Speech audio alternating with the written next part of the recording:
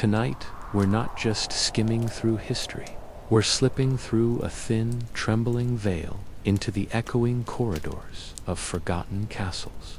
Here, medieval rulers fought battles not only for kingdoms, but for control of their own minds. Power twisted them. Madness stalked them. Their decisions shaped nations in ways that were anything but calm. So, settle in. Let the quiet settle around you. Maybe that warm drink beside you sends a slow trail of steam into the air. You'll want the comfort because the story ahead pulls us into a time when the weight of a crown could tip a king toward brilliance or break him completely. Our journey begins in 14th century France, place of bright banners, restless ambition, and a boy pushed far too early into the center of it all. It's the year 1380. Charles VI, barely 11 years old, steps into a role meant for a seasoned ruler. At first, you can almost feel the spark of life around the young king.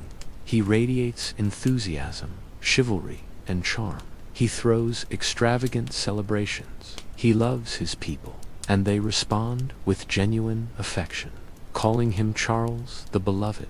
For a moment, France seems poised for a golden age. His youth, his optimism, even his smile, everything hints at a future as wide and promising as a clear summer sky. But history, as always, has its own plans, and the brighter the beginning, the darker the fall can be. Then comes the night that shatters everything, a night so cold the air itself seems brittle. It's 1393, and the royal palace glows with music, wine, and laughter during a lavish masquerade. The king and several nobles appear in bizarre costumes, dressed as wild men, their linen tunics smeared with sticky pitch, then coated in flax to create shaggy, almost animal-like silhouettes. As they dance, you can almost hear the soft rasp of their flammable disguises brushing against each other. But beneath the laughter, danger is hiding in plain sight. In a reckless moment, Charles's own brother, Louis, swings a torch a little too close. There's a gasp, then a burst of flame. The costumes ignite like dry tinder. The stench of burning resin and scorched cloth crashes through the hall, drowning out the music, the joy, everything. Panic erupts. Screams ricochet off stone walls. The Duchess of Berry hurls her heavy cloak over Charles, saving him by seconds. But for nobles are consumed by fire, their cries echoing long after the flames die. This horrifying event, forever known as the Bal des Ardents, or Ball of the Burning Men, left deep, invisible scars. In the harrowing months that followed, a chilling transformation began to creep over the young king. The once vibrant Charles started to display unsettling signs of mental instability, his mind fractured by the shock of that fateful night. Whispers, like cold drafts, began to spread through the hushed corridors of the palace. The king has gone mad. His behavior grew increasingly bizarre and disturbing. Isn't that just like the sudden, unpredictable turn of fate? You could almost imagine the startled gasps of courtiers as he'd suddenly rush wildly through the palace, howling like a wolf, convinced his body was made of delicate glass, liable to shatter with the slightest bump. His mind became a labyrinth where even his own identity was lost. He would frequently forget his name, his title, often failing to recognize his own wife and children, their faces blurring into unfamiliar masks. At one point, he became so utterly convinced he was St. George that he insisted on having the royal coat of arms changed to reflect this delusion. For agonizing months, the once charming monarch refused to bathe, to change his clothes, or even to trim his hair and nails.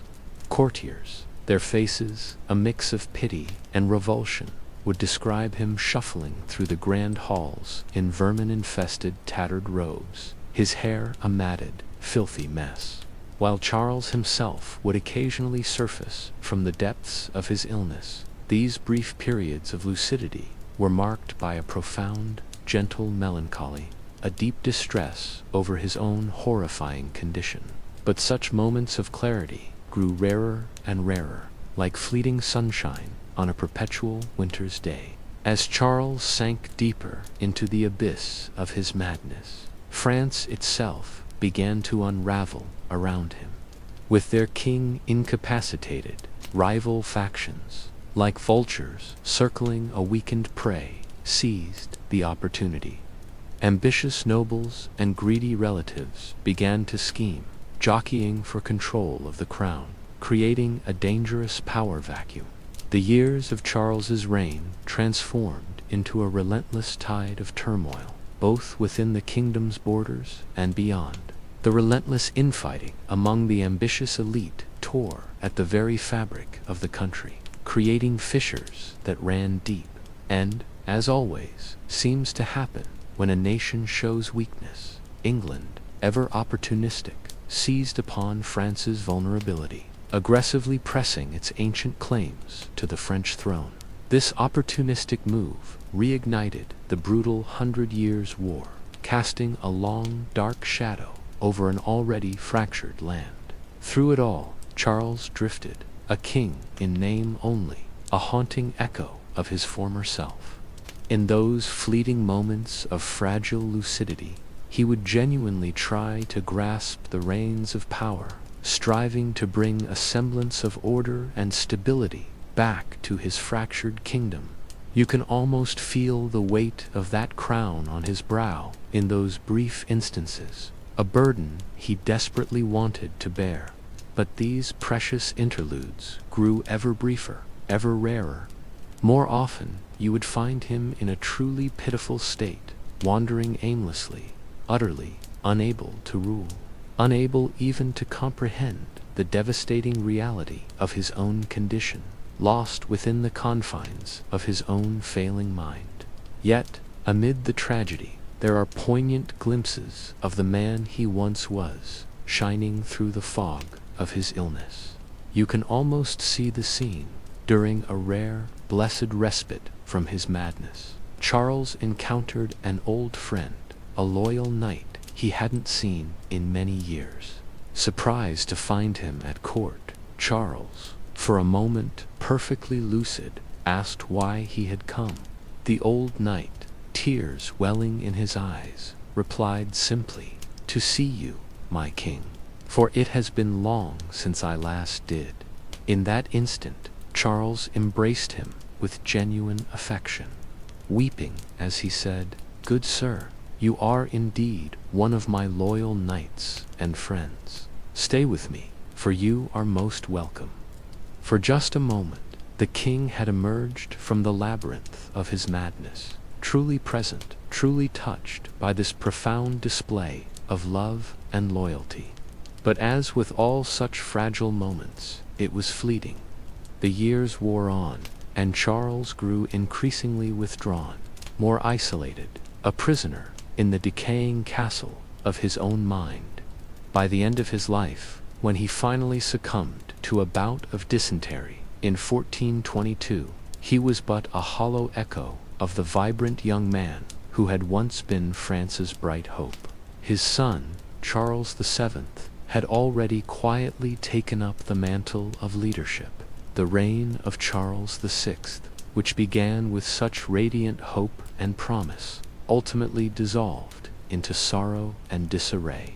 The king, once the beloved so ardently by his people, spent his final years a shattered man, sometimes pitiful in his confusion, sometimes terrifying in the grip of his delusions. His tragic fate stands as a stark testament to a brutal truth of that era, how utterly the fortunes of an entire nation could turn, for better or for worse, upon the delicate stability of a single ruler's mind, in an age where kings wielded absolute power, but often fragile power, Now, let's leave the troubled courts of France for a moment, shall we?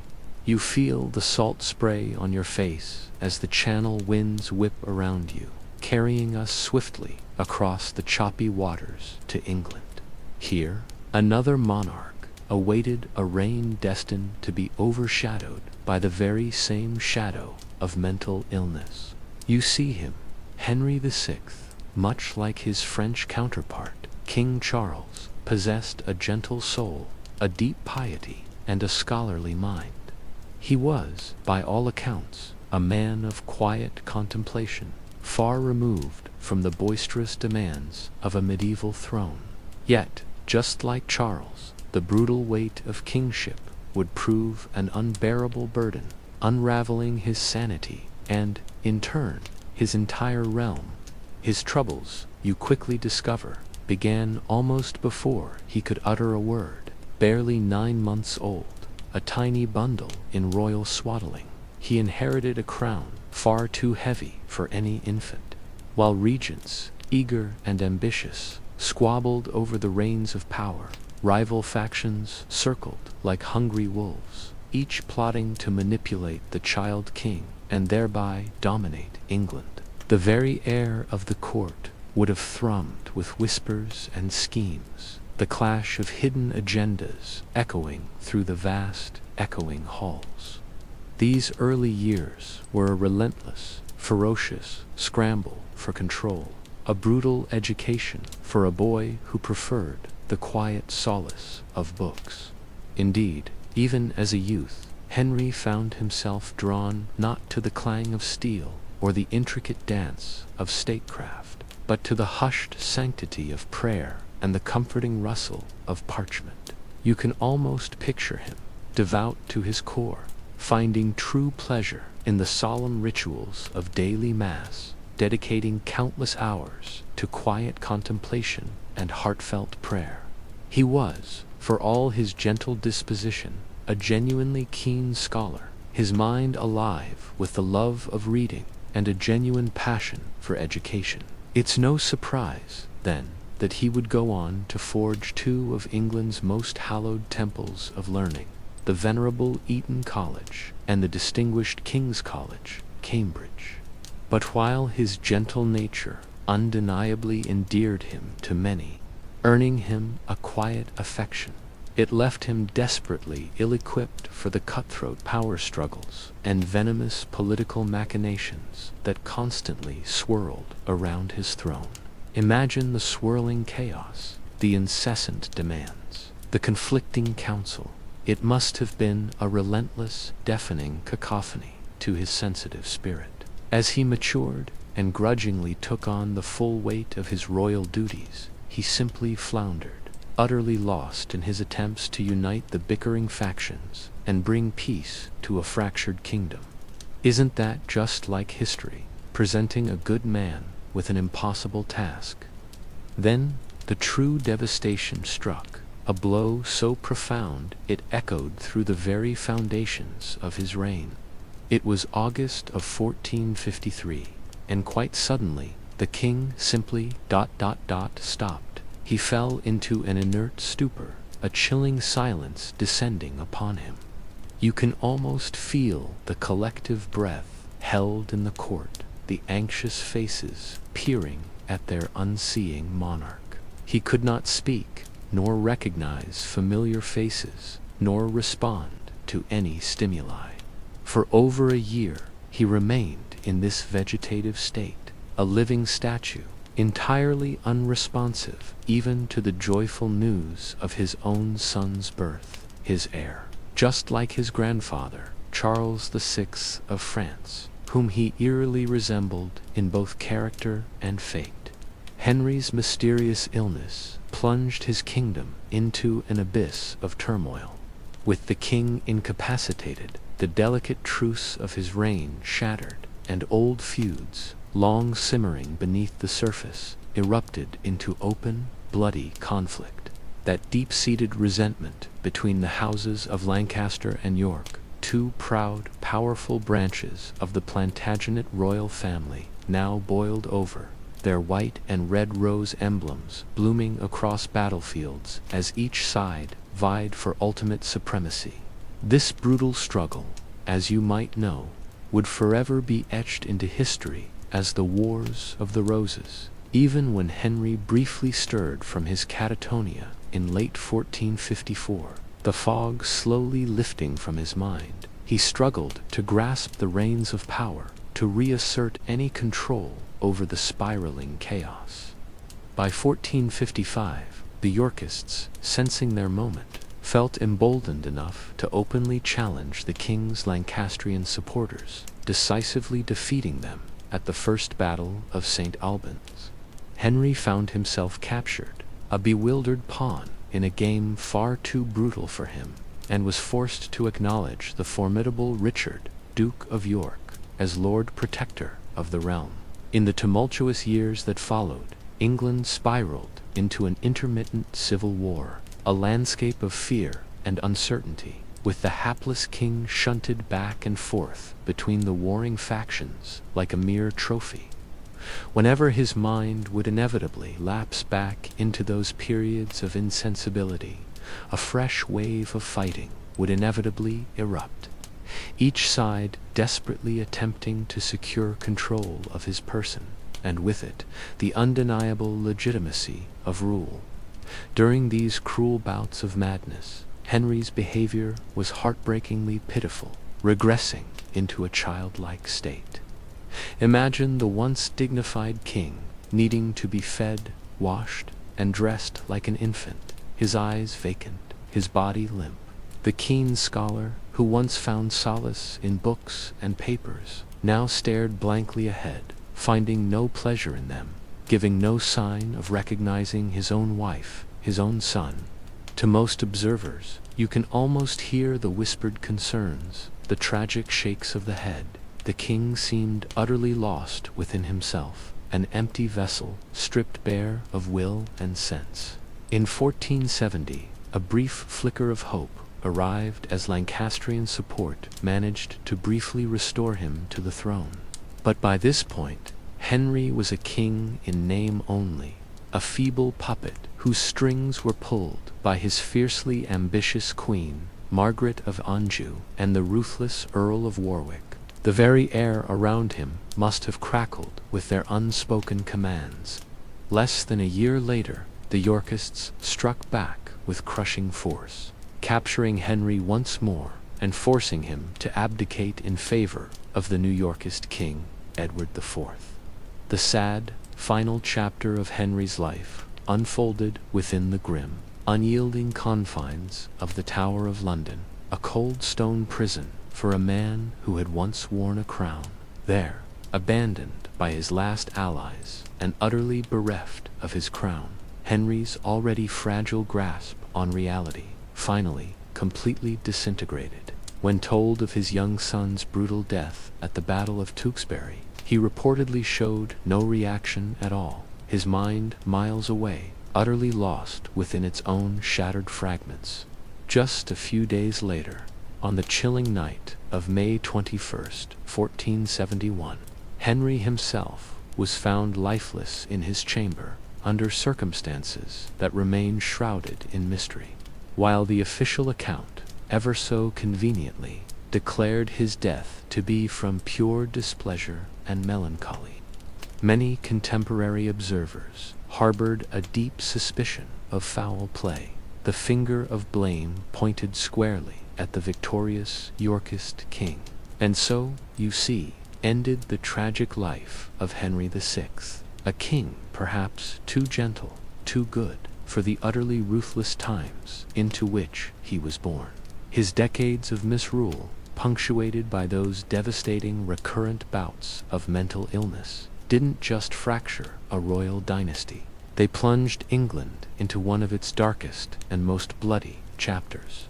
Like Charles the Mad across the Channel, Henry's sad, lonely fate serves as a stark reminder of the immense, almost unfathomable impact a monarch's mental state could have on the fortunes of an entire nation. Now, let's travel north once more, shall we?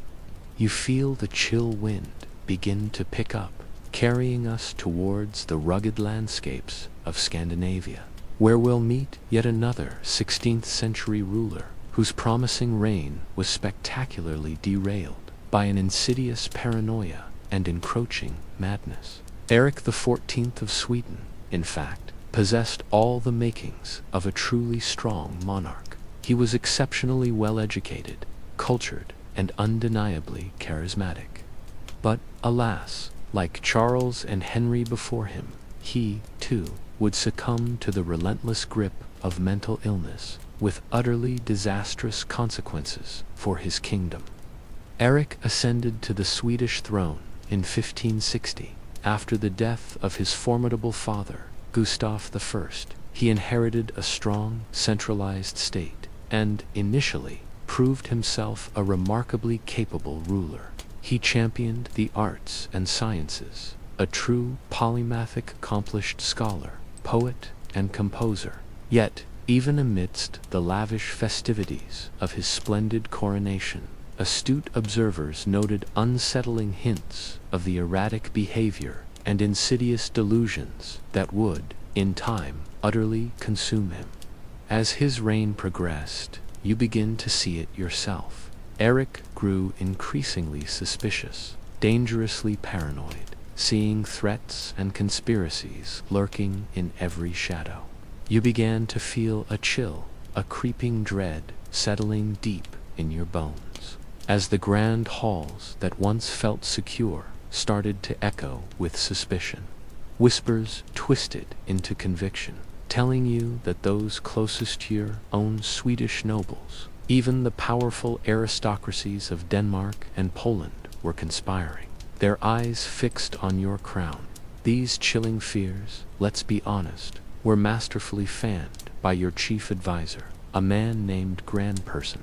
He was a puppeteer, skillfully exploiting your increasingly fragile mental state, not just to protect you, but to systematically eliminate his own burgeoning list of political enemies. A toxic cocktail, wouldn't you agree?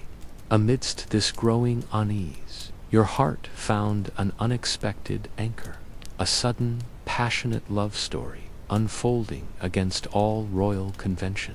You, Eric, fell deeply for Karen Mons, a beautiful commoner who had simply been a maid in your royal household, defying every hushed gasp and all the urgent admonitions from your advisors. You secretly married Corinne in 1567, elevating her from maid to queen. The scandal, of course, was immediate and widespread, a wildfire across the courts. But Karen, with her quiet strength and unwavering loyalty, would prove to be a remarkably steadying presence, a beacon for you even as your world spiraled into its darkest, most tumultuous days. But then came the darkness, a shadow that truly defined your reign, the infamous Stour murders in that same year of 1567. Your paranoia, by now a roaring beast, convinced you the influential Stour noble family and their allies were meticulously plotting your downfall. So, you had several family members imprisoned, their trials a mere formality built on trumped-up charges. In a raw, uncontrolled fit of rage during an interrogation, your own hand, isn't it shocking, plunged a blade into the chest of one of them, Nils Stour. The metallic temps of fear and blood must have filled the room.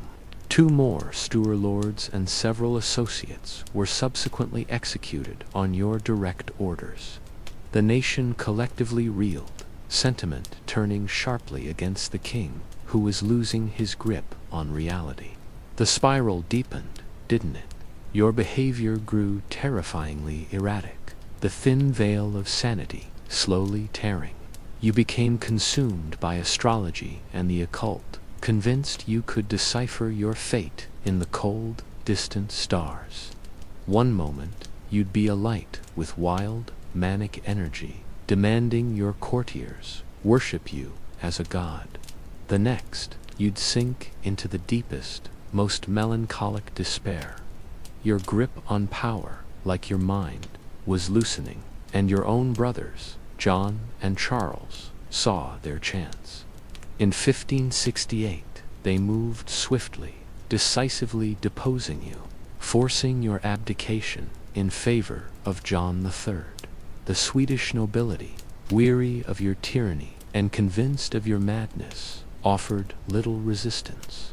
And so, the curtain fell slowly on your tragic act. Your final years were a heartbreaking descent into deeper mental deterioration, a prisoner first in your own mind, then within the damp, echoing walls of succession of castles. You became convinced you weren't even Eric XIV anymore, but someone else entirely, a stranger inhabiting your body. Yet, through it all, your devoted Corinne remained by your side in captivity. Her quiet presence, the only thing that could occasionally soothe your agitated states. In 1577, after nearly a decade in confinement, you died at 43, likely poisoned on your brother's discreet orders. A hasty, unceremonious burial marked your quiet exit, a convenient disappearance for John III, who now faced the stark, uncomfortable reminder of royal fragility.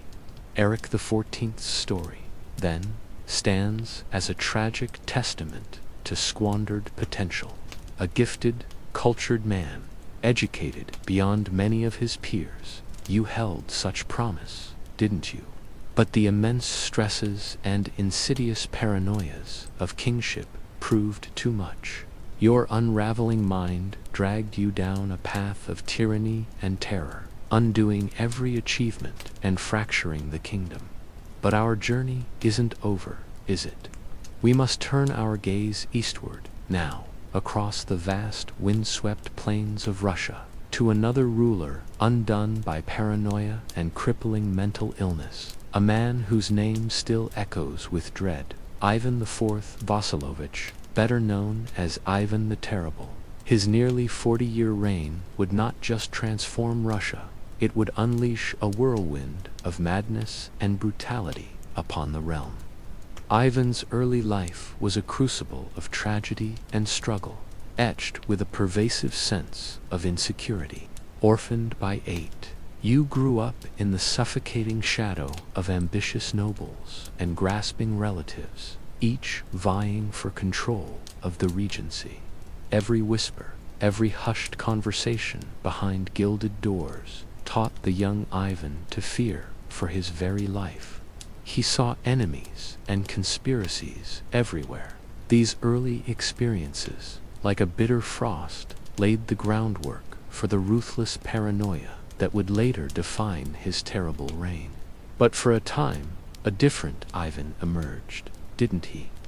When you reached adulthood and seized full power in 1547, you moved with remarkable speed and ferocity to consolidate control over the fractious Boyar nobility.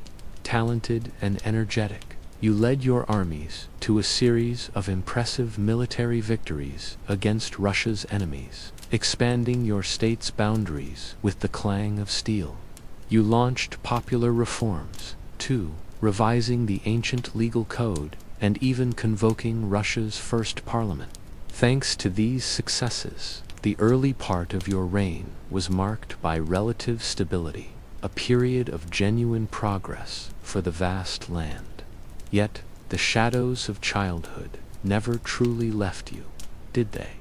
As the years passed, Ivan, you grew increasingly erratic, suspicious, and undeniably violent. The whispers of conspiracy returned, louder now, convincing you that the Bojars were tirelessly plotting to thwart your agenda and usurp your power. Your simmering resentment finally boiled over in 1565. In a fit of uncontrolled rage, you abruptly abandoned Moscow, threatening to abdicate your throne completely. It was a clever power play, if a terrifying one. You agreed to return only if granted absolute authority to punish traitors and enemies of the state as you saw fit. Cowed, trembling, the Bojars agreed. And so, the gates of hell opened. Upon your return, Ivan, you unleashed your wrath, systematically terrorizing the nobility, confiscating their ancient lands, and executing or exiling anyone you so much as mistrusted. To enforce your will, you created the oprichneki, a brutal corps of black-clad secret police, fanatically loyal to you and you alone. In the following years, you undeniably earned your dreadful moniker, the Terrible, as you unleashed an unholy reign of terror upon Russia. Fueled by paranoia and sadistic impulse, you inflicted unimaginable cruelties, making torture, public executions, and mass killings disturbingly commonplace. You even wiped entire noble families, towns, and the historic city of Novgorod from existence to root out alleged conspiracies. But amidst this external terror, a deeper, more personal horror unfolded in your own household that would push you further into madness and savagery. In 1581, during a heated argument, you lashed out, striking your pregnant daughter-in-law, causing her to miscarry. Enraged, your eldest son and heir, Ivan Ivanovich, confronted you in a fierce shouting match, accusing you of monstrous cruelty. In a fit of uncontrolled rage, you, Ivan the Terrible, struck your son in the head with your iron-tipped staff, delivering a fatal blow.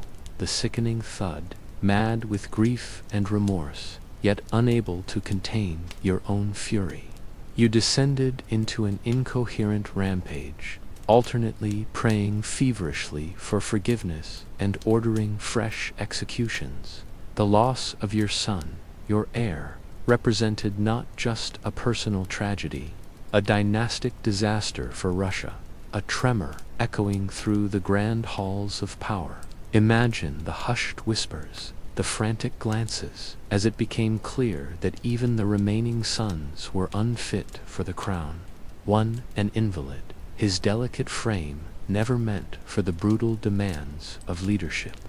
The other, a man whose depraved appetites made him a dangerous joker in the deck of succession. It's almost a cliché, isn't it? The heir apparent falls, and the backups are well less than ideal. But this wasn't just a family misfortune. It was a looming storm over the vast, cold lands of Rus. And so, as we journey into the complex and often chilling tales of medieval rulers, you find yourself drawn eastward, past the forests and frozen rivers, to a Russia on the cusp of something truly monumental, yet utterly terrifying. Here, a boy was born in 1530 who would forever etch his name into history. Ivan IV Vasilovich, though you know him by a far more chilling title, Ivan the Terrible. His early life, a stark tableau of loss. He was merely 3, a small figure lost in the cavernous Kremlin, when his father, Vasily III, succumbed to a painful abscess, leaving a gaping void. Just 5 years later, another shadow fell. His mother, Alina Glinskaya, who had served as his regent, also departed this world, quite possibly by the treacherous kiss of poison. Can you feel the sudden chill that must have descended upon an 8-year-old boy, orphaned and utterly vulnerable? He watched as the court, a den of vipers, erupted into a frantic scramble for power. The powerful Bojar families, each scenting weakness, began to circle, their ambitions clashing like steel in the stone corridors. It was a terrifying game, and young Ivan was the ultimate prize. Imagine, for a moment, the heavy silence of those palace rooms, broken only by the whispers of plotting courtiers. You can almost feel the cold stone beneath his small, abandoned feet. Ivan, neglected and often hungry, wandered these opulent halls with only his younger brother for solace. The very men tasked with his care, they say, delighted in mocking and even terrorizing the young princes. To be left famished in a palace overflowing with feasts, it paints a vivid picture, doesn't it? These brutal, formative years undeniably planted the seeds of a deep mistrust and a creeping paranoia in his young heart, ready to blossom into something truly monstrous. Yet, from this crucible of neglect, a precocious and formidable youth began to emerge. By the time he reached 16, Ivan was no longer the frightened boy. He was a force. In a moment that sent a shiver down the spines of the Bojars, he moved against Andrei Shuwasky, their powerful leader. Can you picture it? Shuwasky dragged from the palace, his cries echoing in the night, beaten, then hurled into a dank dungeon. There, he met a gruesome end, torn apart by ravenous dogs.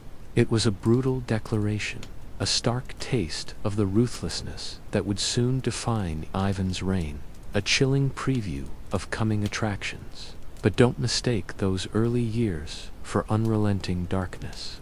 There were brief flashes of light, moments of genuine promise. In 1547, at the tender age of 16, a dazzling spectacle unfolded before you.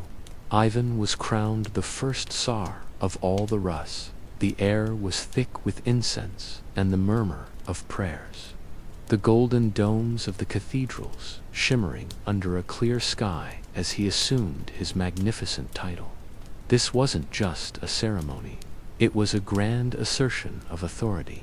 And in that same year, he took Anastasia Romanova as his first wife, a woman he truly seemed to adore. For a time, it felt like a bright dawn for Russia, full of hope, full of potential. Indeed, his early rule brimmed with successes. Ivan was, surprisingly, a reformer. He meticulously revised the law code, a tangible step towards justice, and skillfully chipped away at the entrenched power of those very Bojars who had once terrorized him.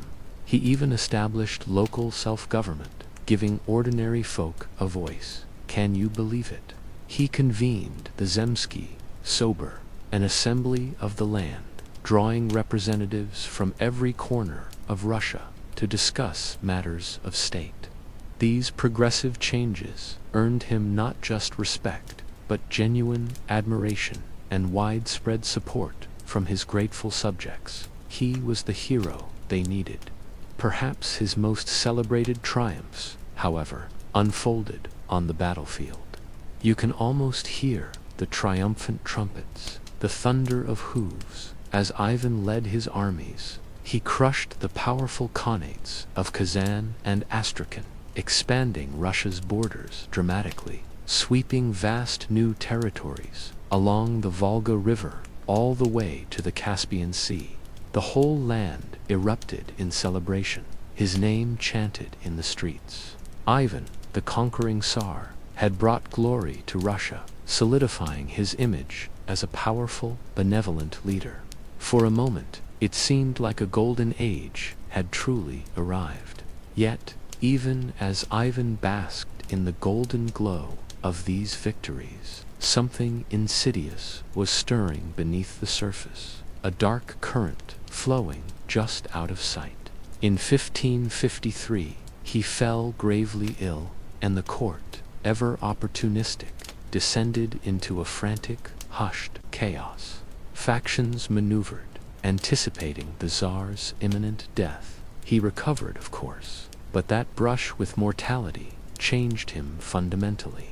Can you imagine the fear of vulnerability, the gnawing suspicion that everyone around you is just waiting for your end? He became deeply paranoid, seeing plots and betrayals in every shadow, in every hushed conversation. Then, in 1560, the ultimate blow. His beloved Anastasia, the steady anchor of his heart, died suddenly. Ivan was convinced, absolutely certain, that she had been poisoned by his enemies, particularly those Bojars he had always distrusted deep down. The grief was overwhelming, a raw wound, and it mingled with his burgeoning paranoia to create a truly toxic cocktail. His rule, once promising, now took a terrifying, violent turn. It was as if a dam had broken, unleashing a torrent of unrestrained fury. He lashed out, a storm of retribution, at anyone he perceived as a threat, real or imagined. Bojars, once proud and powerful, were arrested, brutally tortured, and then executed on the flimsiest of pretexts. His wrath was so immense, it even extended to entire cities. In 1570, he turned his terrifying gaze upon Novgorod, convinced its inhabitants were plotting against him. Imagine the horror: thousands massacred, the streets running red, a chilling testament to the Tsar's now utterly unrestrained fury. It was a descent into true madness. But perhaps the most chilling manifestation of Ivan's spiraling tyranny was the creation of the oprichniki, his infamous secret police. Clad entirely in black, mounted on dark steeds, they were specters of terror, answering to no one but Ivan himself. You could almost feel the cold dread when they rode through a village, silent and menacing. They executed his every command with a brutal efficiency, their loyalty absolute, their methods ruthless. They were the Tsar's shadow, stretching across the land. Under the brutal, iron grip of the oprichniki, Russia was plunged into an era of unspeakable terror. Bojars were systematically hunted down, their estates seized and handed over to Ivan's cronies, their families often wiped out. Not even the church was safe from this monstrous force. Metropolitan Philip II of Moscow, a brave soul who dared to criticize the oprichniki's excesses, was arrested and ultimately murdered. The very fabric of society was tearing apart, piece by agonizing piece, under the weight of unrelenting fear and unbridled cruelty. As Ivan's paranoia tightened its grip, his cruelty escalating to unimaginable heights, Russia itself began to crumble. The economy, already buckling under the strain of his relentless wars, was utterly devastated by the oprichniki's rapacious predation. Fields lay barren, untended, as peasants fled their homes, desperate to escape the secret police's brutal reach. Famine became a grim companion, stalking the desolate land, followed closely by the silent scourge of disease. The nation was bleeding, slowly but surely, into despair. But even amidst this national tragedy, perhaps the darkest, most profoundly personal moment of Ivan's reign unfolded in 1581. During a heated, desperate argument, the Tsar, in a fit of uncontrollable rage, struck his son and heir, Ivan Ivanovich, with a pointed staff. Imagine the sickening thud, the sudden, terrible silence, as the young man collapsed, a mortal wound to his head. A few agonizing days later, his son died. Can you picture the mighty Tsar, his hands now stained with his own son's blood, weeping inconsolably over the lifeless body of his heir? In that agonizing moment, it feels as though the crushing weight of all Ivan's cruelties, his relentless paranoia, his terrible legacy, finally came crashing down upon. And so, as the realization of the monstrous figure he had become settled over him like a suffocating shroud, you can almost feel the chill in the air of Ivan's chambers. The death of his son, a wound he inflicted himself, had fractured something deep within his soul. In his final years, you would find him increasingly withdrawn, retreating into the dimly lit recesses of his mind, spending countless hours bowed in fervent prayer and contemplation. The heavy scent of frankincense would cling to the tapestries, a stark contrast to the echoes of past screams. Yet even as his once formidable body began to betray him, his mind, though failing, remained a fortress of sharp, biting paranoia. He lashed out, an old lion in a cage, seeing betrayal lurking in every shadow, sensing plots in every quiet corner. Then, in 1584, Ivan the Terrible met his end. surprisingly, over a chessboard. Imagine the scene, the quiet click of wooden pieces, the soft glow of candlelight illuminating the concentration on his face. He had just made a move, legend whispers, placing his king on a square where checkmate was inevitable. As if in that final, deliberate gesture, he acknowledged the undeniable approach of his own demise. Isn't that just like history, offering such poetic, almost theatrical, final moments? It was, in its own way, a fitting curtain call for a man whose entire existence had been a relentless, ruthless struggle for absolute power. A strange stillness must have descended upon the room. His legacy, you see, is a tangled, blood-stained tapestry, woven with threads of deep contradiction. He was a man capable of unimaginable cruelty, yet also profound piety, capable of brutal violence, but then, it's said, deep remorse. He vastly expanded the borders of Mother Russia, uniting and centralizing its government. But oh, the human cost, the terrible toll of suffering exacted along the way. His enemies trembled at his name. His subjects, however, sometimes revered him, a towering, shadowed figure who cast a long, dark pall over Russian history. As we look back, it's truly difficult not to be profoundly struck by the tragedy of it all. Here was a man seemingly blessed with every advantage imaginable, immense power, vast wealth, keen intelligence, yet, ultimately, he was undone by the very demons of his own paranoia and unchecked cruelty. His life, without a doubt, serves as a chilling cautionary tale about the corrupting allure of unchecked power and the devastating toll that fear and suspicion can take on the human spirit. But perhaps, just perhaps, there's a more hopeful, if subtle, lesson hidden within Ivan's complex narrative. For all his monstrous flaws and profound failings, he was, in his tormented final years, a man who grappled, however imperfectly, with the crushing weight of his own conscience. You sense a flicker, a recognition of the enormity of his sins, as he sought some measure of redemption through fervent prayer and desperate repentance. It's a powerful, unsettling reminder that even in the most terrible of us, that fragile spark of humanity might still be buried deep within.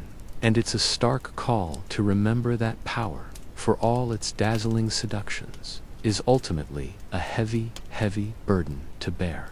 One that can utterly crush the soul, if not tempered with a delicate hand by wisdom, genuine compassion, and quiet humility.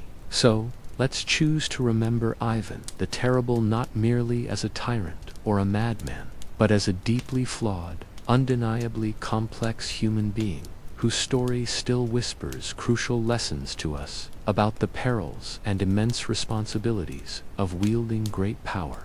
And as your own head touches the pillow tonight, let's hope to dream not of the horrors of Ivan's brutal reign, but of a world where the poignant lessons of his life have finally been learned, and where the better angels of our nature might, at last, triumph over the darkness that sometimes lurks within us all. Indeed, as you delve deeper, you realize the medieval world was certainly no stranger to kings whose reigns were tragically marred by mental illness, startling cruelty, and outright misrule. From the sun-drenched fields of France to the misty shores of England, from the frozen forests of Sweden all the way to the sprawling plains of Russia, these troubled monarchs left an indelible, often painful, mark on their kingdoms and on the very fabric of history itself. Yet, mental illness wasn't the sole, crushing challenge that medieval kings confronted. The very essence of ruling in those turbulent times was fraught with such immense difficulties that they could test the mettle of even the most stable and capable of monarchs. Imagine the intricate, often suffocating, web of feudal obligations, the constant, chilling threat of war and sudden invasion, the endless whispers and cunning intrigues of court life. All these unrelenting pressures weighed down on the king, a literal burden on their shoulders every single day. Perhaps no king embodies these profound challenges quite like Henry VI of England. You can almost feel the dampness of the stone castles, the chill wind blowing through the great halls, as we recall his story. Born into the powerful Lancastrian dynasty, right at the bloody zenith of the 100 Years' War with France, Henry inherited the formidable throne as little more than an infant. His father, the legendary warrior King Henry V, had died suddenly and rather ingloriously of dysentery in 1422, leaving a kingdom in shock and a crown too heavy for tiny hands. Too young, of course, to rule on his own. Henry's early reign was consumed by a turbulent series of regencies, as powerful, ambitious nobles ceaselessly vied for control over the young boy king and, by extension, the entire realm. His uncle, John, Duke of Bedford, skillfully navigated the treacherous currents of the ongoing war in France, while another uncle, Humphrey, Duke of Gloucester, audaciously jockeyed for domestic power, his movements a constant, restless rustle through the court as Lord Protector. As he slowly blossomed into manhood, Henry revealed himself to be a gentle, remarkably pious ruler, far more enthralled by the quiet pursuit of faith and the stimulating world of learning than by the brutal, blood-soaked art of war. He was a lavish patron of the church, a man who saw beauty in scholarship, founding two of England's most prestigious schools, Eton College, with its grand ancient halls, and King's College, Cambridge, standing proud beside the river. Contemporaries spoke of him as a tall, handsome figure, yet one whose soul recoiled from bloodshed, preferring instead a life of tranquil simplicity. But, as you've surely guessed, being king demanded far, far more than mere piety and good intentions. The royal treasury lay utterly bankrupt, echoing with the hollowness of unpaid debts. The English position in France, once so dominant, was crumbling like ancient masonry, and escalating tensions between powerful, noble factions, like the formidable houses of York and Somerset, clamored for a strong hand. The amiable, but ultimately ineffectual, Henry simply struggled to provide it. These relentless pressures, building day by day, began to take a devastating toll on Henry's already fragile mental state. Always prone to bouts of deep melancholy, his mind was a delicate instrument. Then, in the oppressive summer of 1453, you can almost feel the heat, the stifling weight of the air, as he suffered a complete and utter mental breakdown. Some whisper it was precipitated by the sudden, crushing shock of losing the bulk of his father's hard-won French conquests. The king, once so lively, however quiet, slipped into a profound, chillingly catatonic state, utterly unresponsive to the world that whirled frantically around him. This king's sleeping sickness, as it became known, cast the entire kingdom into an eerie limbo. Courtiers, their faces etched with frantic worry, tried every conceivable method to rouse him, but he would not stir, could not speak, and seemed to recognize no one, not even his own devoted wife or his infant son, the very heir to his troubled throne.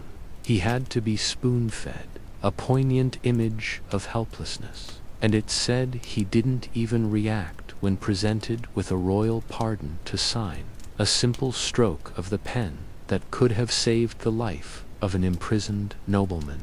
For over an agonizing year, as the king lay insensate, a dangerous power vacuum began to swell, a gaping void at the heart of the realm, drawing in ambitious men like a powerful current. It was against this disquieting backdrop of an absent king and a kingdom teetering perilously on the brink that one of the most pivotal and brutal events in all of English history ignited: the opening salvos of the Wars of the Roses. With Henry utterly incapacitated, the ambitious and sharp-witted Richard, Duke of York, saw his moment. He made his audacious move, skillfully persuading Parliament to name him as protector and, more tellingly, as heir apparent, a bold stroke that effectively disinherited Henry's own son.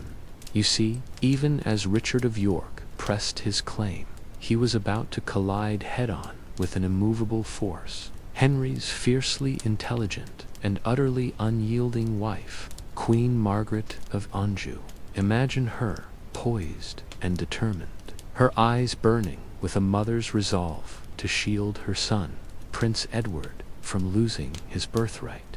She rallied the Lancastrian loyalists with a fervor that would transform a simmering dynastic dispute into a raging, all-out civil war. For the next 3 long, brutal decades, England would be utterly torn asunder, a landscape of clashing steel and whispered prayers, as the houses of York and Lancaster grappled for absolute supremacy. And through all this horrifying tumult, the gentle, often bewildered King Henry remained little more than a pawn on a blood-soaked chessboard. One moment, you'd find him lucid, perhaps gazing out at the damp, gray London sky with a hint of his old kindness.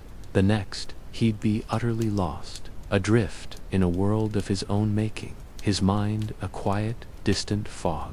Though briefly restored to his throne in 1470, he was swiftly deposed once more, snatched away and locked within the unforgiving stone walls of the Tower of London by the victorious Yorkist King Edward IV. Then, on a chill, silent night, May 21st, 1471, the once beloved and gentle king met his lonely, ignominious end within that same cold fortress.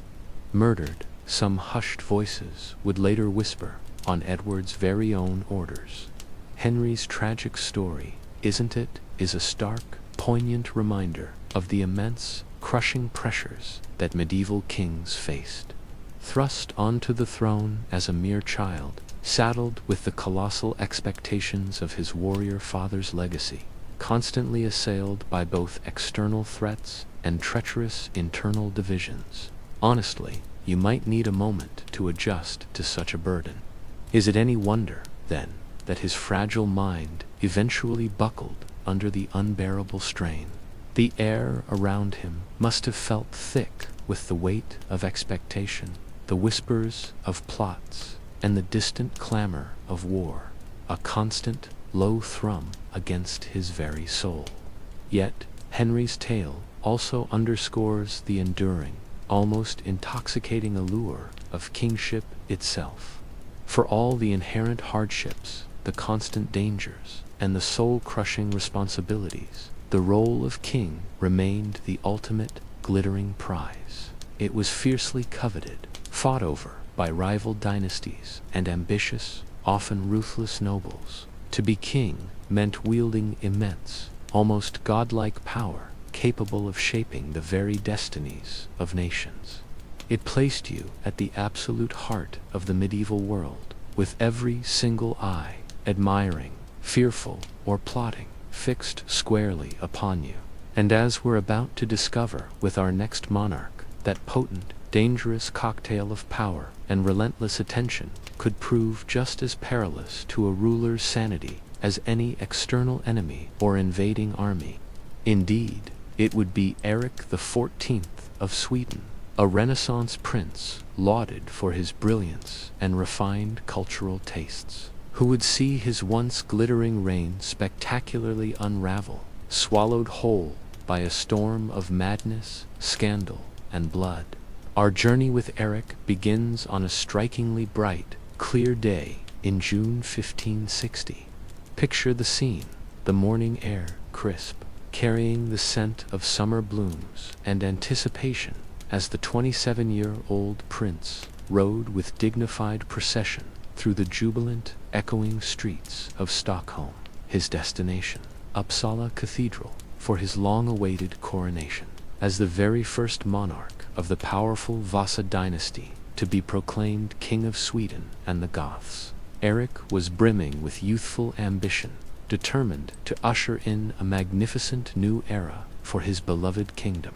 He cut an undeniably dashing figure, didn't he? Tall and athletic, with strikingly handsome features, piercing blue eyes that seemed to hold a spark of genius, and a long, curling beard that added to his regal presence. He was charming, you see, and famously eloquent, capable of conversing fluently in 8 different languages. He wrote elegant poetry, his fingers nimble on the lute, and was an avid, passionate scholar of both astronomy and mathematics.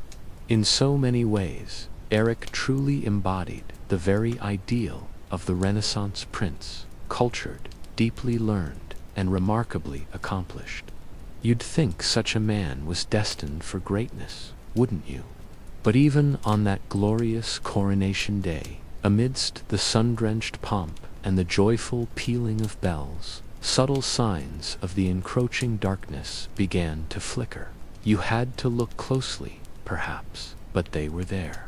His insistence, for instance, on riding a pristine white stallion, a privilege traditionally reserved for the day of Christ's second coming, definitely raised eyebrows, causing quiet murmurs among the devout. Then there were the lavish, almost bacchanalian festivities, 3 days and nights of non-stop feasting, copious drinking, and relentless dancing.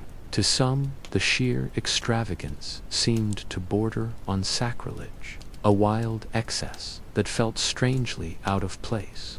As Erik settled into his formidable role as king, his behavior grew increasingly erratic, like a perfectly tuned instrument, slowly slipping out of key. He became chillingly convinced that those closest to him, even his own family members, were constantly plotting his downfall. The palace, once a hub of grand celebrations, became a place of hushed apprehension. He would fly into terrifying rages at the slightest provocation, his voice echoing through the ornate halls as he lashed out at bewildered courtiers and trembling servants alike. Whispers started to circulate, hushed tales of strange, arcane occult rituals he supposedly engaged in, and rumors that he was entirely enthralled to a sinister Italian mystic named Carolo. Yet it was Erik's undeniably scandalous love life that truly sent tongues wagging throughout the kingdom, and not in a good way, believe me. Spurning the noble, politically advantageous brides carefully put forth by his council, Erik instead became utterly infatuated with a beautiful commoner named Karin Monsdotter. She was, astonishingly, the daughter of a mere jailkeeper, initially brought to court as a modest maid of honor. But she quickly, irrevocably, caught the king's eye, much to the utter horror of his stunned advisors. Erik secretly wed Karin in 1567, elevating the low-born girl to the queen's throne. It was an audacious act of defiance, spitting in the face of all royal protocol, and it inflamed the simmering tensions between Erik and the already disgruntled Swedish nobility. Karin, demure and touchingly devoted to her mercurial husband, found herself the immediate target of vicious gossip and venomous scorn, a tragic pawn in a game she never asked to play. As Erik's paranoia deepened and his instability spiraled further, so too did the conflicts with his growing list of rivals and critics. He became absolutely certain that the powerful Sture family, a formidable clan with deep roots, was conspiring to overthrow him. His mind, now a labyrinth of suspicion and fear, resolved that he must strike first. On that fateful, ominous day in May 1567, Eric extended an invitation to several Stour nobles, including the charismatic Nils Svanteson Stour, for a seemingly innocent banquet at Uppsala Castle. What unfolded next, a dark chapter etched forever into history, would come to be known as the Stour murders, a shocking, brutal act of royal violence that would forever stain the legacy of Eric's reign. Asterisk, asterisk, asterisk, the cruelty and chaos that defined Ivan the Terrible's final years plunged Russia into a truly precarious position. What had once seemed a promising reign, full of potential, had descended into an abyss of terror and turmoil. As the 16th century drew to a close, a heavy question lingered in the cold Russian air, whispering through the desolate landscapes. Who, indeed, would emerge from the wreckage to lead this vast, troubled nation into its uncertain future? Ivan's death in 1584, rather than bringing solace, delivered precious little stability. His son, Theodore, inherited the gilded throne, but proved to be a weak, ineffectual ruler, easily swayed. Real power, the kind that truly governs, quickly gravitated into the hands of shrewd advisors like Boris Godunov, whose cunning political maneuvering would, perhaps inevitably, soon win him the crown itself. Russia, meanwhile, found itself grappling with relentless, ongoing threats from the expansionist forces of Poland, the formidable Swedes, and the raiding Crimean Tatars, all while wrestling with deep internal unrest and gnawing economic strife. Is it any wonder, then, that some, desperate for a semblance of order, looked back at Ivan's brutal reign with a strange, unsettling nostalgia, focusing perhaps on his initial, decisive victories, early victories and bold reforms, rather than the crimson stain of his later purges? You see, he cast an immense shadow across the vast, often frozen plains of Russia, a presence future rulers would nervously eye, sometimes trying to escape its chill grasp, sometimes drawing strength from its formidable power as they wrestled with the monumental task of governing such an expansive nation. Ivan the Terrible's legacy, my friend, is a tapestry woven with threads as tangled and complex as the man himself. He truly stretched Russia's borders further than ever before, solidified the Tsar's authority with an iron fist, and undeniably etched his name deep into the very bedrock of his country's history and culture. Yet, you can't ignore the chilling truth. His reign also bore the hallmarks of unimaginable cruelty, a creeping paranoia that gnawed at his soul, and a chilling descent into outright despotism. In so many ways, his tumultuous story encapsulates the wild contradictions and the perilous extremes that absolute monarchy could breed. But hold on, Ivan was hardly alone in his tragic dance with madness. Across the grand stone-hewn castles and bustling marketplaces of medieval Europe, other kings wrestled with the crushing weight of their crowns. You can almost feel the immense pressure radiating from their gilded thrones, often with utterly devastating consequences, not just for their own internal worlds, but for the countless subjects who depended on their sanity. Just cast your mind, if you will, to the fascinating figure of Rudolph II, Holy Roman Emperor, from 1576 to 1612. Now, there was a man who loved beauty and knowledge, a magnificent patron of the arts and sciences, filling his court with the soft rustle of learned robes and the clink of alchemical apparatus. You might imagine the faint, acrid scent of strange experiments mingling with the sweet perfume of exotic flowers, the hushed whispers of astrologers charting the stars, and the hushed awe surrounding wondrous curiosities, including the legendary golem said to roam the ancient streets of Prague. But beyond this quirky intellectual surface, deeper, darker struggles simmered beneath. Rudolph, you see, was relentlessly tormented by crippling bouts of depression and a profound melancholy that would cling to him like a damp shroud. He became increasingly paranoid, retreating into himself, refusing to emerge from the comforting gloom of his bedchamber for days on end. The only contact with his anxious advisors was through terse, scribbled notes, pushed through a narrow slot in his heavy oak door. You can almost hear the soft scratch of the quill, the muffled pleas from the other side, as the governance of his sprawling empire slowly spiraled into political paralysis and widespread unrest.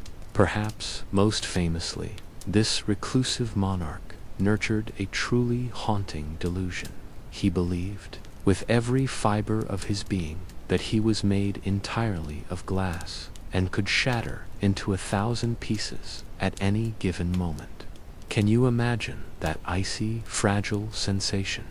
He began to wear layer upon thick layer of padded clothing, a desperate, personal armor against the invisible threat of his own dissolution, adamantly refusing to allow anyone to even brush against him. His behavior became so alarmingly erratic that his own family, in a move born of desperation, conspired to depose him, ultimately forcing Rudolph to cede power to his brother, Matthias. Rudolph, in his final years, withdrew completely, a solitary figure cloistered within the silent grandeur of Prague Castle. He was surrounded by his cherished art and his beloved curiosities, yes, but utterly isolated from the vibrant world he once commanded. When death finally claimed him in 1612, the stories claim he even rejected the final rites, still firmly gripped by his peculiar, shattering delusions until his very last breath. Rudolph's tale, much like Ivan's, forces us to confront poignant, uncomfortable questions about the sheer, crushing toll that absolute power can exact upon the delicate human psyche. Were these kings simply ill-equipped, perhaps, for the immense, ceaseless stress and the suffocating responsibility of ruling? Did the unchecked, dizzying heights of absolute monarchy inherently breed such profound paranoia and deep instability? Or, and this is a thought that chills you, were they in some profound sense the canaries in the coal mine, their deteriorating minds merely reflecting the inherent toxicity and deep-seated dysfunction of the very system into which they were born?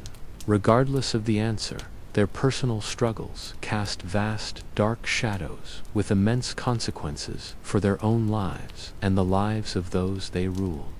Now, let's journey across the sun-drenched Mediterranean, where the mighty Byzantine Empire, too, found itself ensnared under the thumb of a ruler lost to his own bizarre delusions. Justin II, who reigned from 565 to 578, began his rule with such promise, securing the empire's eastern frontier through astute diplomacy with Persia and launching ambitious building projects that gleamed under the warm sun. You could almost feel the renewed hope in the air, the steady hum of construction, the distant scent of marble dust. But alas, a mere few years into his reign, Justin's behavior took a sudden, chilling turn for the bizarre. He became absolutely convinced that he was physically incapable of sitting, an odd, persistent torment that forced him to adopt an equally odd solution. He took to lying prone on a specially designed wheeled throne, a kind of mobile bed that could be slowly pushed through the palace corridors. Imagine the creak of the wheels, the hushed whispers of courtiers as he passed this prone, distant emperor. He reportedly bit attendants who dared to displease him, a sharp, sudden pain, and, in a truly grotesque incident, even attempted to eat one of his own limbs. as Justin spiraled further into his personal abyss of madness. The vast empire itself began to fray at the edges.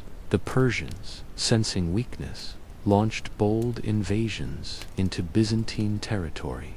From the west, the Avars and Slavs descended like hungry wolves, while Italy dissolved into utter chaos as the Lombards swept through, unchecked. Justin, lost entirely in a world of his own fractured imagining, was utterly powerless to stop the encroaching tide of disaster.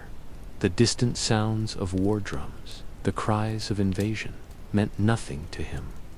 In a truly poignant twist of fate, one of the precious few who seemed capable of reaching Justin, of calming the frenzied storm within him during his violent fits, was his formidable wife, Empress Sophia. A truly shrewd political mind in her own right, Sophia essentially stepped into her husband's vacant shoes, taking up the immense burden of governance. She even had the audacity and foresight to mint coins bearing her own image, a bold statement of her undeniable authority. You can almost feel the cool, reassuring weight of her hand, the quiet strength in her voice. She, by sheer force of will, managed to hold the crumbling empire together, a testament to her strength, until Justin's eventual death in 578. These compelling stories of kings like Ivan, Rudolph, and Justin vividly unveil the profound seismic impact that a ruler's inner mental state could inflict upon their entire realm in an age dominated by absolute monarchy. The dividing line between a king's deeply personal struggle and an empire-wide betweenously pointal-wide splinet pyrans, thin to the plint, to the point, to the point, to the point, to pro-wine, to pour, point, to point, when to the point where the point is so, and pay you. To come la poca avec you I boy I ba da la you da the used to be bad do you guy if you fact you guys when you put if it would be if that would do the lady you the perspective it would still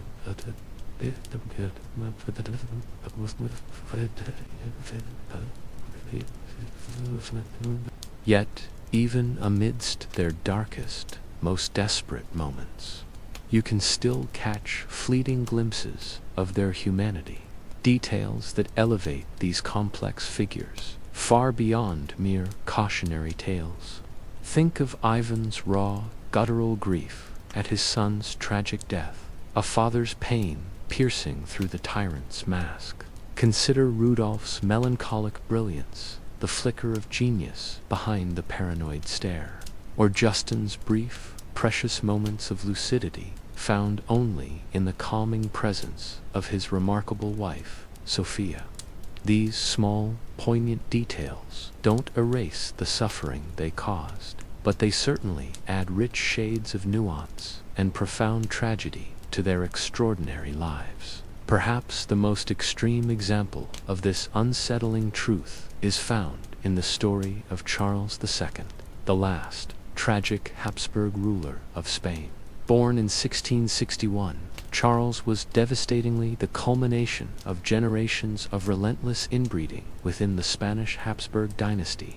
They sought, in their misguided pursuit of purity, to keep their royal bloodline pristine by marrying exclusively within the family, and the results. They were nothing short of catastrophic. Charles suffered from a litany of harrowing physical and mental disabilities. Imagine the constant struggle, an oversized tongue that made it agonizingly difficult to speak or even properly chew food, chronic intestinal problems that plagued him relentlessly, and bones so fragile that he could not walk unassisted for most of his life.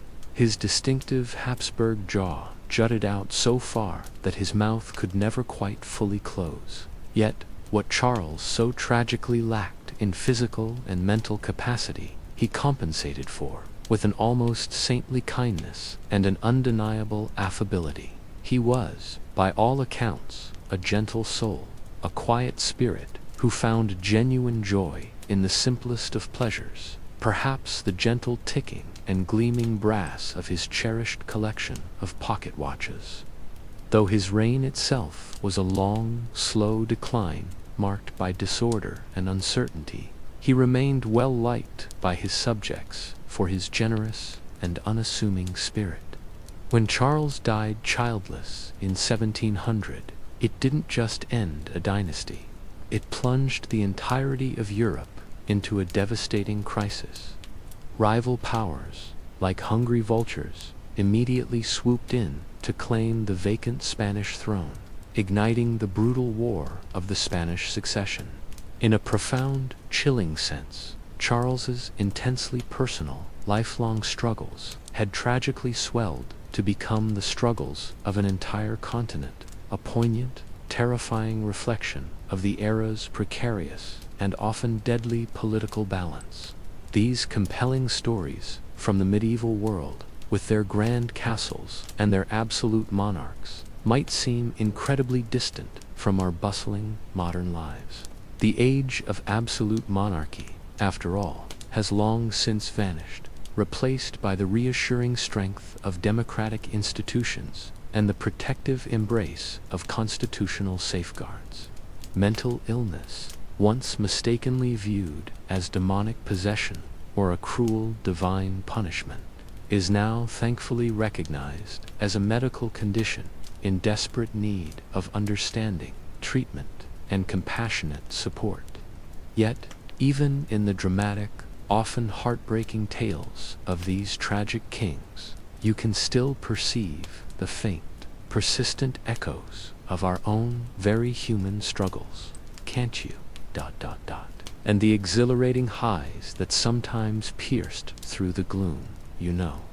It's that relentless pressure to measure up, the chilling solitude of true command, that deep, universal yearning for purpose and a legacy that outlives you.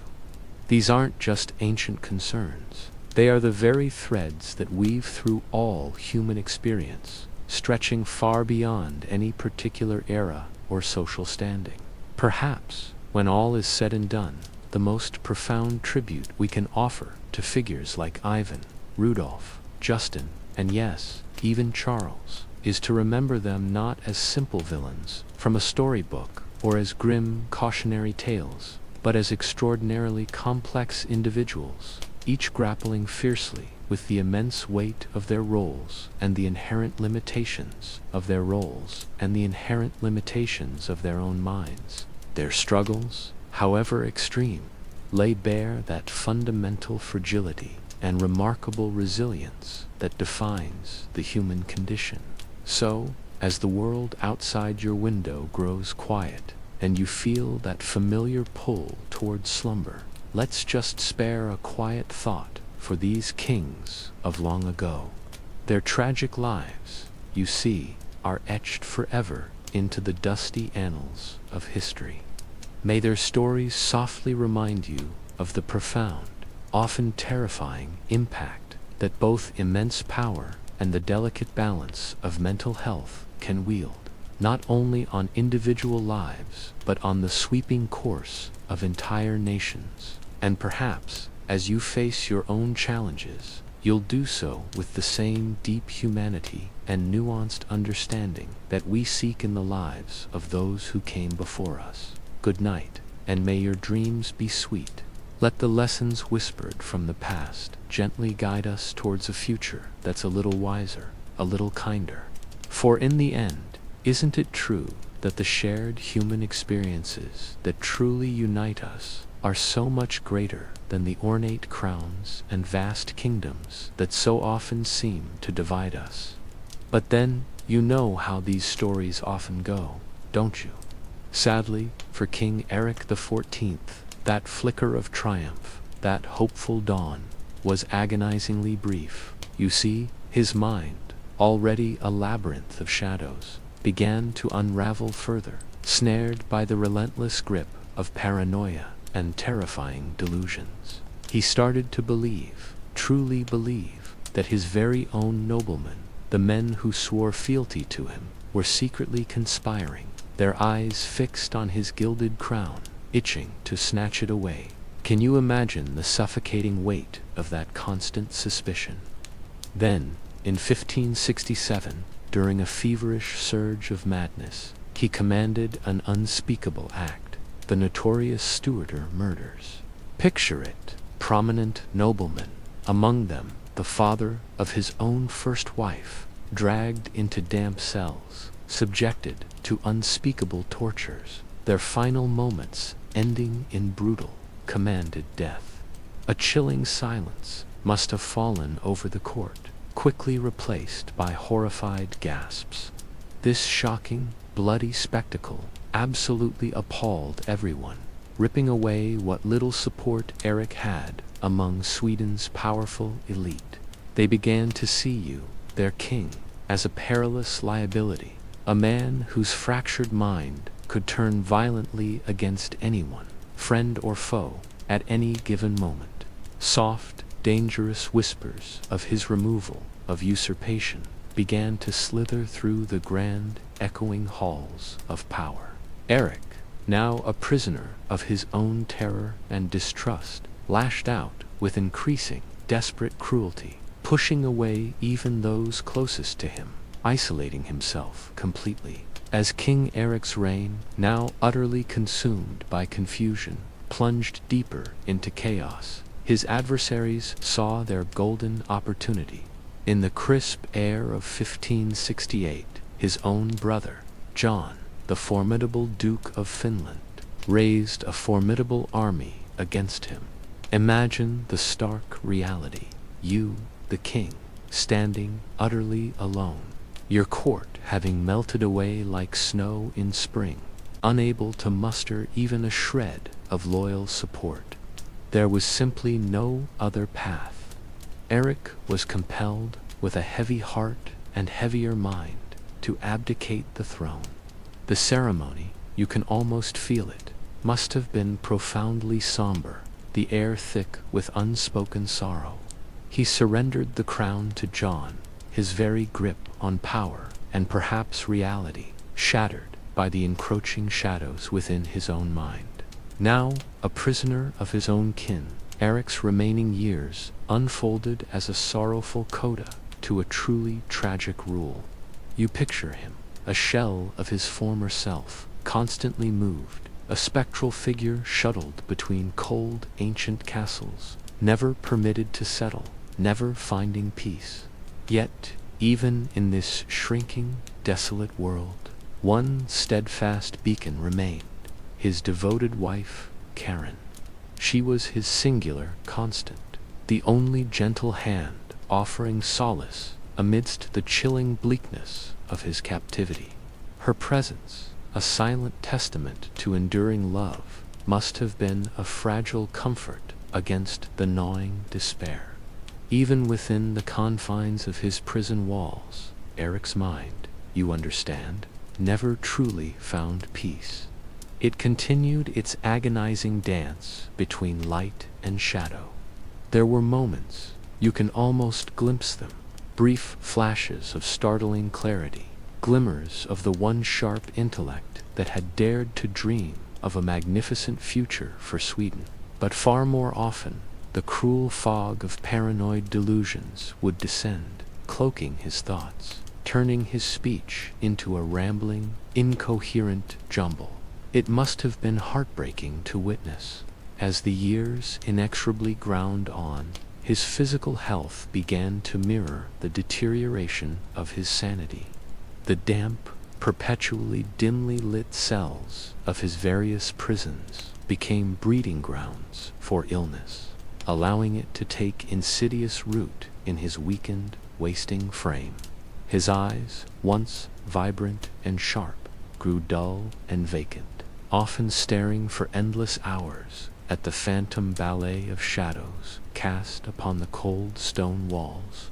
His entire world, you sense, had shrunk to the pathetic existence of a single flickering flame. the once raging fire of his mind now reduced to nothing more than dying embers. In the chilling silence of 1577, after nearly a decade held captive, Eric XIV, the tragic, mad monarch of Sweden, finally breathed his last. Karin, his loyal wife, remained a steadfast presence, right by his side, holding his weakening hand as he softly slipped away. This king, who had once envisioned such grand glory and immense power, died utterly broken, his magnificent ambitions shattered against the jagged rocks of his own fractured psyche.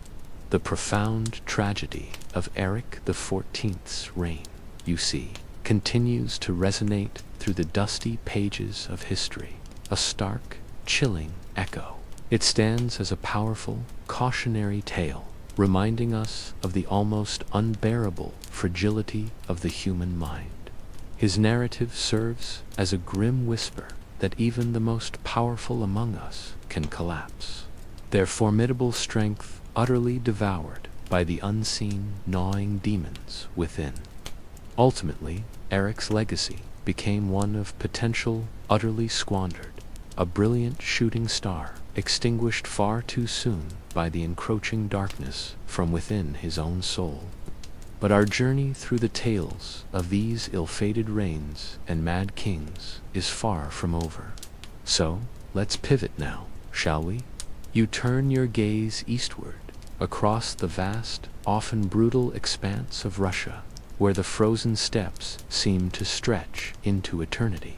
And there, amidst that formidable landscape, we uncover another monarch whose rule was undeniably defined by a chilling blend of calculated cruelty and pervasive paranoia. A ruler who famously adopted the name Ivan the Terrible, and, let's be honest, more than lived up to that grim, blood-soaked moniker. Ivan IV Vasilovich, you discover, came into the world in 1530, born into the ancient royal Rurik dynasty, a lineage that had gripped the reins of Russia for centuries.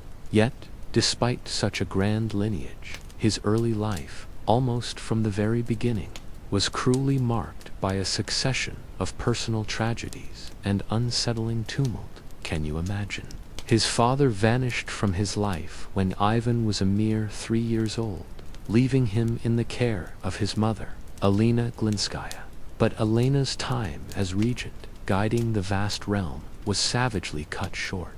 In 1538, she was poisoned, a brutal act that stole her from her son, leaving the young Ivan utterly orphaned at the tender, vulnerable age of 8. A devastating start, wouldn't you agree? Robbed of both parents, young Ivan's childhood transformed into a brutal power struggle. The Bojars, Russia's elite nobles, immediately began a ruthless jockeying for control over the prince, eager to fill the void left by his mother's sudden death. In this chilling pit of ambitious schemers, the child Ivan was tragically neglected, often ignored, and even mistreated by those meant to protect him. Can you feel the cold indifference? The bitter seeds of profound mistrust and gnawing resentment were sown deep within him, watered relentlessly by isolation and creeping fear. Yet, even in those bleakest moments, flashes of a fierce, piercing intelligence would cut through the gloom, an intellect that would define Ivan's brutal later reign. He found solace, you see, in the solemn rituals of the Orthodox faith, immersing himself in prayer and ancient religious texts. Crucially, he also unearthed a nascent talent for politics, observing the intricate, often sinister, machinations of the Bojars with an unnervingly keen, calculating eye. As Ivan blossomed into a young man, you can sense the shift. He began to assert his own authority, chafing against the suffocating control of his would-be puppet masters. The air must have crackled with unspoken tension. Then, in 1547, barely 16 years old, a young man, still Ivan, was formally crowned as Czar. the supreme and undisputed ruler of all Russia. You can almost feel the weight of the elaborate monarch's cap settling onto his head, heavy with centuries of tradition and expectation. This coronation, you understand, wasn't just a ceremony. It was a pivotal turning point, the dramatic moment when the neglected, wary child you've come to know finally transformed into a true king, in spirit and in deed, not just in name. And surprisingly, or perhaps not so surprisingly, given his keen mind, the initial years of Ivan's reign were actually characterized by a sudden, energetic flurry of thoughtful reform, and the very notion of conquest. You stood there, a young czar, driven by an insatiable hunger for power, ready to reshape the very fabric of your nation. You systematically clipped the wings of the powerful Bojars, those ancient, entrenched nobles, pulling all threads of authority back into your own hands. The distant rumble of cannon fire became a herald of your ambition, as Kazan and Astrakhan, ancient khanates on Russia's borders, crumbled before your might. The cheers from the throngs of your subjects must have been intoxicating, a heady perfume of success. They saw you, didn't they? A decisive, forceful leader, forged in iron, ready to grasp the reins of destiny and strengthen Russia. Yet, even as the sunlight of victory warmed your skin, a creeping chill began to seep into the very marrow of your bones. Those old wounds, the echoes of a brutal, neglected childhood, festered. They were more than scars. They were chasms in your soul, drawing you into a vortex of paranoia. You began to see specters in every shadow, enemies hiding behind every smile, every whispered word, a potential conspiracy, and that temper. Oh, it was a force of nature, wasn't it? Flaring, without warning, into a crimson storm at the slightest perceived slight. With each increment of your power, so too did the tendrils of your cruelty lengthen, fueled by the bitter, boiling resentment of those very Bojars who had once tormented your youth. Then came 1565, when that simmering paranoia finally boiled over, scorching everything in its path. You made a decree, slicing Russia into two stark realms. There was the Zemskina, ostensibly for the Bojars, a mere facade of traditional rule. And then there was the Oprakhanina, your asterisk realm, carved out for your direct, unyielding control. It was a state within a state, a shadow empire where whispers of terror replaced law, a place of brutal enforcement by your dreaded Oprichniki, clad head to toe in somber black, mounted on equally dark steeds.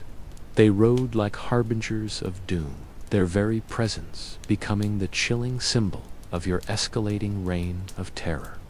Across the sprawling lands they rode, a relentless tide, sweeping away anyone at all you merely suspected of disloyalty. From the proudest noble to the prosperous merchant, even the consecrated priest, none were safe from their brutal grasp. They were dragged from their homes, broken and extinguished, their fates sealed by your word, often after unspeakable torments. And yet, here's the bitter truth, isn't it? Even you, the architect of this madness, weren't immune to its corrosive touch. Do you remember 1581? The anger, the white-hot rage that consumed you entirely, blinding you to consequence.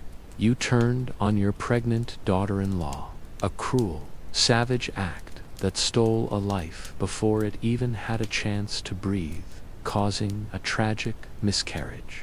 Your son, Ivan Ivanovich, your heir, had the courage to confront you, to face the very tempest you had become. And what did you do? In a blinding flash of fury, your scepter, usually a symbol of authority, became a weapon in your hand. It connected, a sickening thud, and in that instant you dealt a blow that would shatter your world. Days later, young Ivan Ivanovich, your only capable heir, was gone. Just ... gone. Russia was left adrift, rudderless, its future suddenly plunged into uncertainty. That tragedy, that unforgivable act, broke something fundamental within you, didn't it? The last fragile threads of your sanity unraveled, torn apart by the crushing weight of your own guilt, your own unbearable grief. In those final tormented years, your madness deepened, became a bottomless chasm. Your cruelty, once a simmering ember, now raged as an inferno, consuming everything. You ordered the wholesale slaughter of entire cities, their inhabitants butchered by the thousands, their cries swallowed by the wind. You reveled in the excruciating agony of Bojars boiled alive, or those left to freeze, their screams echoing in the vast, indifferent landscape. When the end finally came in 1584, Russia was not a nation in mourning, but one living under a thick, suffocating blanket of fear, haunted, truly haunted, by the specter of its mad monarch. Your reign, Ivan the Terrible, left an indelible, agonizing mark on the tapestry of Russian history, a legacy steeped in brutality and paranoia, its chilling echoes reverberating through the centuries, even to this very day. But your story also stands as a stark, chilling monument to the horrors that can erupt from a mind consumed by its own inner darkness. A cautionary tale whispered through time, warning of the perilous dangers when unbridled power falls into the hands of the unstable.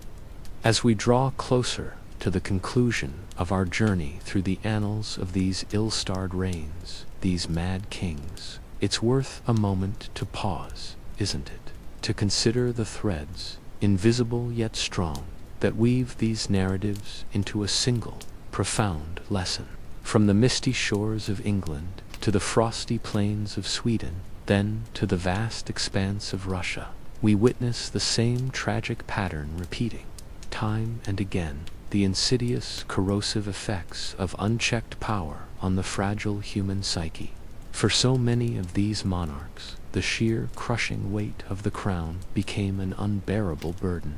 The profound isolation, the relentless stress of absolute rule, twisted their minds, warping their very souls. Some, like France's Charles VI or England's Henry VI, were simply broken by the immense strain, their sanity shattering like fragile glass against unforgiving stone. Others, like you, Ivan, turned those raging inner demons outward, inflicting your profound pain and terrifying paranoia upon your hapless subjects. In every single instance, the monarch's madness cast a long, dark shadow, plunging their realms into unimaginable chaos and bitter conflict. Wars were waged, countless lives extinguished, and the very course of history irrevocably altered by the unpredictable whims of a mind detached from reality. But perhaps, dear listener, the greatest, most heartbreaking tragedy woven into these narratives is the immeasurable human cost. The toll exacted not merely on the kings themselves, but on those nearest and dearest to them, those caught in the maelstrom. The loyal spouses who stood steadfast, even as their beloveds' minds crumbled into dust. The innocent children, like your own son, Ivan Ivanovich, whose lives were brutally cut short, extinguished by a father's unhinged madness. And the countless, nameless subjects, enduring unthinkable suffering under the merciless yoke of a ruler utterly unhinged. Ultimately, the sagas of these mad monarchs stand as a stark testament to the profound fragility of the human mind, and the terrifying, immeasurable price of power. When left utterly unchecked, they whisper to us that even the mightiest among us can falter, their formidable strength devoured, piece by the insatiable shadows lurking within. As we bid farewell to these haunted figures of history, let us, for a moment, ponder their tragic tales, not with judgment, but with empathy and a quiet sorrow. For in their desperate, tragic fates, you see a reflection, perhaps, of our own shared human frailties, the darkness that always slumbers just beneath the surface, isn't it? Always waiting, always ready to be awakened. May their tumultuous stories serve as a timeless warning, a steadfast lighthouse guiding us towards greater compassion and deeper understanding, even when confronted with unimaginable cruelty and pervasive madness.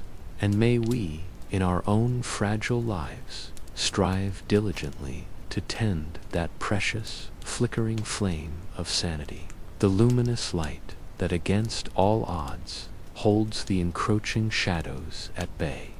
And so, dear listeners, we truly come to the very end of our winding journey through these realms of mad kings and their tragic fates. You've walked through the shadowed, echoing halls of history, peering into the troubled minds of monarchs, each undone by their own relentless demons. From the glittering courts of France to the wind-swept plains of Russia, you've witnessed the profound havoc wrought by an unquiet mind upon a throne.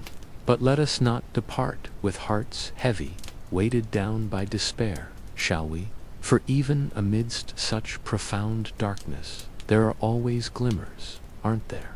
Small, persistent glimmers of hope amidst the deepest tragedy, the unwavering loyalty, the quiet acts of kindness. These too are the profound, enduring lessons of history, the gentle whispers of the past, urging us always towards our better angels. In the tales of these mad kings, we see not just a mirror of darkness, but a persistent call to cherish the light. A mirror reflecting not just their world, but perhaps a flicker of our own souls. You see, these tales hold both shadow and light, don't they? May we find the quiet wisdom to learn from the echoes of their missteps, the unexpected courage to face our own inner demons. So, let's gently bid farewell to poor Charles the Mad, to Henry the Helpless, to Eric, to Ivan, and to all those haunted souls etched into history's parchment. Let's carefully tuck their stories into our hearts, like faded, precious photographs, reminders of the delicate balance between the perils and the profound promise of the human experience. And as you drift, perhaps, into the welcoming embrace of sleep, carry with you the knowledge that even in history's deepest darkness, there's always the slender chance for redemption, for grace, for the quiet triumph of our shared humanity over the specters of our worst selves. Good night, dear listener, and sweet dreams. May your slumber be filled with gentle scenes of kinder times, of gentler kings. And may you wake in a world where the darkness of history is nothing but a fading memory, a shadow cleansed by the soft dawn of a brand new day. As we've journeyed through these realms, you've witnessed how the reigns of medieval kings often twisted and turned, shaped not just by grand political maneuvers, but by the raw, untamed landscape of their own personalities. Feel that immense pressure, the suffocating weight of responsibility that settled upon their shoulders. Couple that with the constant whisper of intrigue, the treacherous dance of power plays in court, and you can almost taste the strain it placed on even the most stable of minds. For those already teetering on the edge, prone to the cruel whispers of mental illness, the relentless burden could simply be too much to bear, fracturing their resolve, leading to erratic, destructive, and sometimes terrifyingly tyrannical behavior. And then you encounter a figure like Ivan the Terrible. His story, perhaps more than any other, lays bare how a king's inner demons could unleash devastating, far-reaching consequences across.